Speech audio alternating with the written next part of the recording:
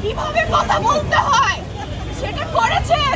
আমি এখান থেকে তখনই যাব যখন এখানকার ক্রাউডটা কমে যাবে। তো আপনারা আমি থাকতে থাকতে প্লিজ বাড়িতে ফেরত যান। Thank you. এখানে আমাদেরকে যারা এতক্ষণ যারা আমাদের বিশ্ব মাধ্যম শিল্প সমাজ আমরা যারা এখানে এক সাথে হয়েছি তাদের সবাইকে ধন্যবাদ।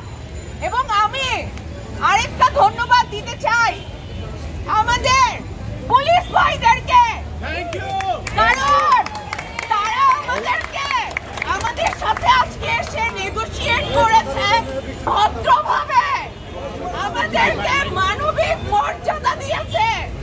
নাগরিক হিসেবে আমাদের সাথে কিভাবে কথা বলতে হয় সেটা করেছেন, চেষ্টা করছেন। এটা একটা ভালো দিক। আমরা এরকম আরো অনেক ভালো দেখতে চাই। Thank you very much. সবাই এখন এই রাস্তা ছেড়ে দিবেন এবং চলে যাবেন। Thank you.